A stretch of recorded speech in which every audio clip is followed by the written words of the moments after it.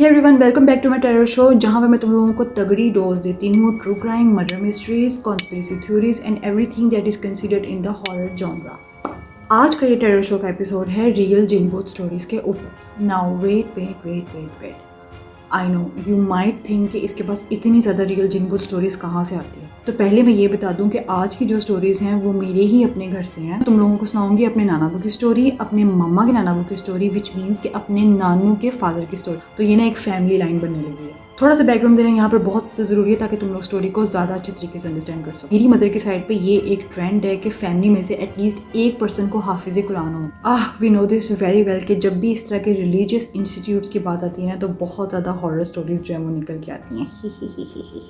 None तो तुम लोगों को याद ही होगी ना। वेल, इसमें से काफ़ी ज़्यादा हॉरर स्टोरीज ऐसी होती हैं जो कि फ़नी होती हैं और सुनने में ऐसी लगती हैं कि जैसे कोई छोटा बच्चा आपको सुना। होती ये भी सच है, but on the other hand religious institutes के अंदर काफ़ी ज़्यादा हॉरिफिक हॉरर स्टोरीज भी होती हैं जो सुन के बंदा वैसे ही ना मरने वाला हो जाता है, जिसके अंदर एज की कोई लिमिट नहीं है। यहाँ पर टीचर, स्टूडेंट, स्टाफ मेंबर्स, छोटे बच्चे, कोई भी एज आ सकती है। ये भी रियल स्टोरीज होती हैं and according to the research is done हमेशा यही बात सामने आती है कि ये जिन भूत जब इस तरीके से हॉरिफिकली किसी को तंग कर रहे होते हैं तो अगले इंसान ने या तो इनका कोई नुकसान किया या इनको तंग किया होता है या कोई ना कोई बदतमीजी की होती है जिसकी वजह से ये बदला लेना चाह रहे होते हैं, या तो बिल्कुल उनके लेवल पर आकर बदला ले रहे होते हैं या तो एक्स्ट्रा तंग कर रहे होते हैं इंसानों को। सो अपने स्नैक्स वगैरह पकड़ लो एंड बिना बकबक किए इस वीडियो को शुरू करते हैं। एक छोटी सी बात और, मैं हमेशा as a first person story सुनाती हूँ। ये स्टोरी तब की है जब मैं ऑलमोस्ट 12 या 13 ईयर्स ओल्ड था और ये पाकिस्तान बनने से पहले की स्टोरी है। मेरे अब्बू जान तबलीगी जमात के बहुत ही अहम रुकन थे और इसी वजह से हमारे ख़ानदान में मैंने बचपन से यही देखा था कि एटलीस्ट एक इंसान ज़रूर हाफिज़ कुरान बनता था। हम माशाल्लाह से 8 बहन भाई थे और हमारे ख़ानदान में से हाफिज़ कुरान होने का ऑनर मुझे नसीब हुआ। वैसे तो हम लोग बचपन से ही टोबा टेक सिंह में रहते थे, लेकिन मैंने हमेशा अपने अब्बू को इधर उधर ट्रैवल करते ही देखा जमात के डिफरेंट कामों की वजह से। इस बार हमारी शिफ्टिंग मुल्तान हुई।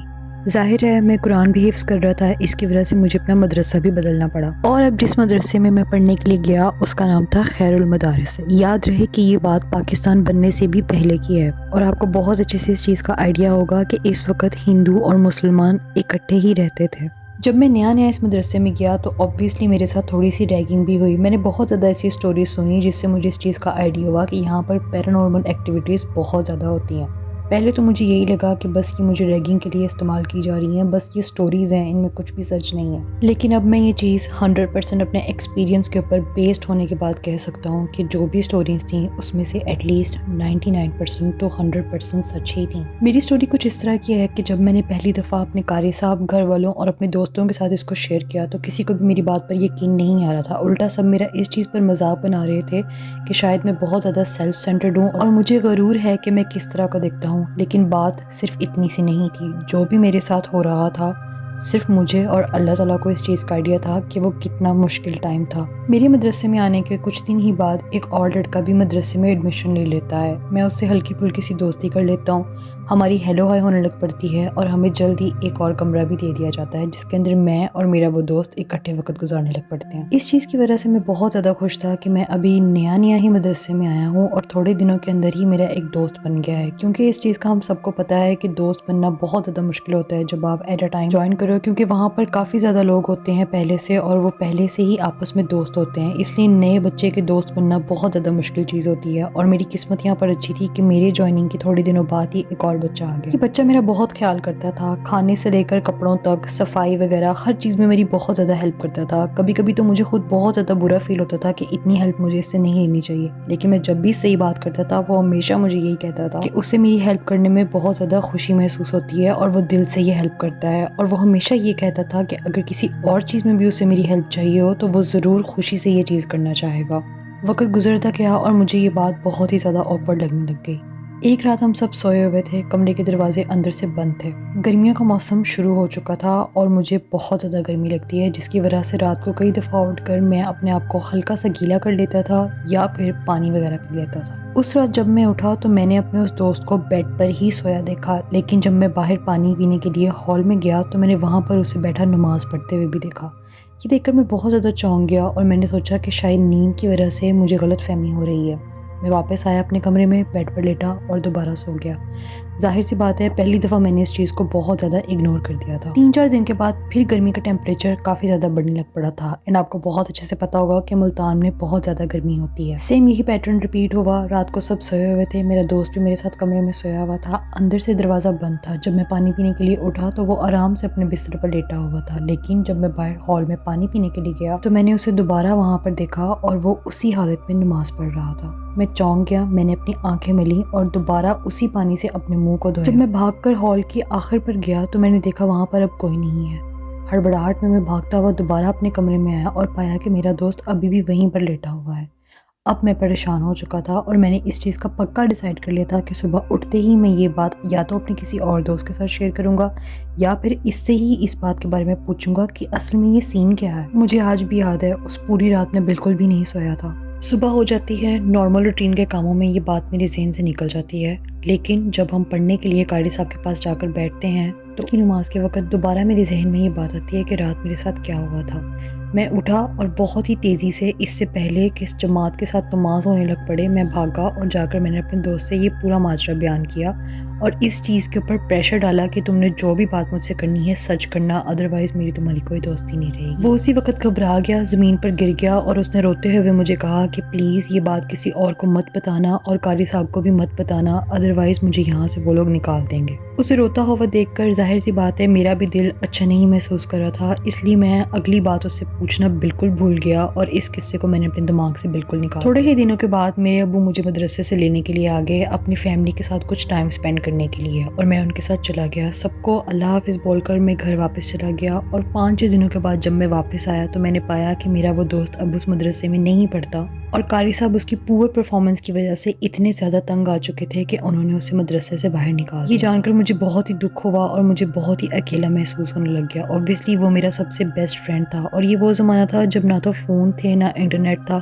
تو خط وغیرہ بھی بہت ہی مشکل سے لکھ سکتے تھے ہم، کیونکہ ہمیں چھوٹے چھوٹے بچے تھے اور مدرسے میں اس طرح کا کوئی ماحول نہیں تھا کہ ہم خط وغیرہ لکھ کر کسی سے بھی کانٹیکٹ زیادہ رکھ سکتے۔ ظاہر ہے میں اسے بہت زیادہ مس کرتا تھا، چاہے نارمل کام ہو، پڑھائی ہو یا کوئی بھی اور بات ہو، مجھے اس کی بہت یاد آتی تھی، کیونکہ ایک کمپینین شپ کے اندر آپ کو اپنا کمپینین اس لیے بہت زیادہ امپورٹنٹ لگتا ہے کہ آپ اس سے بہت زیادہ باتیں اپنی شیئر کر سکتے ہو، اور یہ اکیلا پن بہت زیادہ بری چیز ہے۔ میں اب اس کمرے میں اکیلا رہتا تھا۔ کچھ ہیبٹس میری اس طرح کی ڈیولپ ہو چکی تھیں کہ وہ بہت ہی چھوٹی ایج سے میرے اندر تھیں، جیسے کہ میرے کپڑے بہت زیادہ صاف ستھرے ہوں، بہت اچھی خوشبو میں نے لگائی ہو جس کے لیے اکثر میں پاؤڈرز اور عطر کا استعمال کرتا تھا۔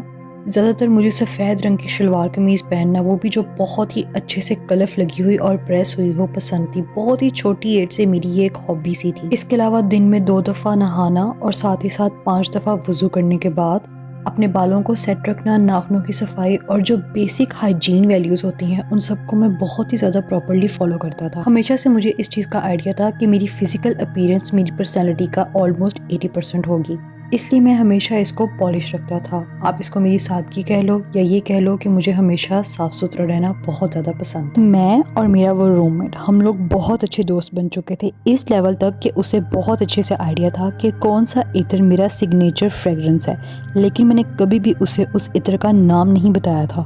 ظاہر سی بات ہے اب اکیلا ٹائم مجھے زیادہ اسپینڈ کرنا پڑتا تھا کیونکہ اور کوئی میرا اتنا خاص دوست نہیں تھا۔ ایک دن ویسے ہی دوپہر کے کھانے کے بعد میں مدرسے کے گراؤنڈ میں چلا گیا اور وہاں پر دیوار پر جا کر بیٹھ گیا۔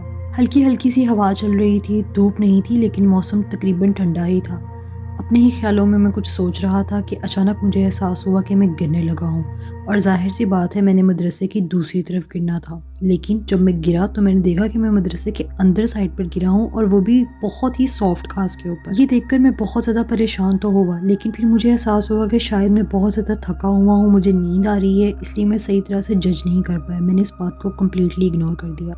اب یہاں پر ایک ایسا سیریز آف ایونٹ شروع ہونے لگ گیا جو بہت ہی مشکل سے ختم ہوا۔ کئی دفعہ میرے دھونے والے کپڑے خود ہی دھل جاتے تھے، جن کپڑوں کو میں نے پریس کرنا ہوتا تھا وہ خود ہی پریس ہو جاتے تھے، میری چیزیں ایکسٹرا آرڈینری صاف رہنے لگ پڑتی تھیں، جس کے اندر میرا ڈریسنگ ٹیبل اور میرے وہ کپڑے جن کو میں نے فولڈ کر کے الماری میں رکھنا ہو وہ بھی انکلوڈیڈ۔ چھوٹی چیزیں تھیں جو بہت زیادہ عجیب تھیں، لیکن میں جب بھی اپنے باقی دوستوں سے یا مدرسے کے کسی بھی قاری صاحب سے ان کا ذکر کرتا تھا تو وہ مجھے اگنور ہی کر دیتے تھے، اور انہیں لگتا تھا کہ شاید میں کسی اور مذاق کے ویسے کئی دفعہ جسٹ بچے اٹینشن لینے کی خاطر خود سے ہی کئی دفعہ باتیں بنا دیتے ہیں، ان کو میری ان باتوں سے اسی طرح کی فیلنگ آتی تھی۔ خیر آہستہ آہستہ گرمیوں کا موسم جانے لگ پڑا اور سردیوں کا موسم آنے لگ پڑا۔ جب سردیاں آتی ہیں میں ہمیشہ ایک دفعہ ضرور بیمار ہوتا ہوں اور مجھے ایک دفعہ بہت زیادہ تیز بخار ہو گیا۔ پہلے 1-2 دن تو میں نے بخار کو اگنور کیا اور کوشش کی کہ جو میری اسٹڈی ہے میں اس کو کمپلیٹ کروں، بٹ میری یہ کوشش بالکل بھی سکسیسفل نہ ہوئی اور ایونچولی مجھے بیڈ ریڈن ہونا پڑا کیونکہ میرا بخار بڑھتا ہی جا رہا تھا، بالکل بھی سٹیبل نہیں ہو رہا تھا۔ یہ بات تو اب ہم سب کو ہی پتہ ہے کہ جب بھی ہمیں کبھی بخار ہوتا ہے تو ہمیں تھوڑی بہت ہی ہیلوسینیشنز ضرور ہوتی ہیں، لیکن میرے کیس میں یہ ہیلوسینیشنز بہت زیادہ بڑھ گئی تھیں۔ مجھے ہمیشہ وہ اپنا فرینڈ اپنے روم میں نظر آتا تھا، جیسے وہ کوئی میرا کام کر رہا ہو، بیڈ کو سیٹ کرنے سے لے کر میری الماری کو صاف کرنے تک مجھے وہ ہمیشہ اپنے کمرے میں ہی نظر آتا تا۔ سم ٹائمز مجھے ایسا لگتا تھا کہ شاید یہ میرے اپنے دماغ کا خیال ہے کیونکہ میں اسے بہت زیادہ مس کر رہا ہوں، پلس میری طبیعت بھی نہیں ٹھیک۔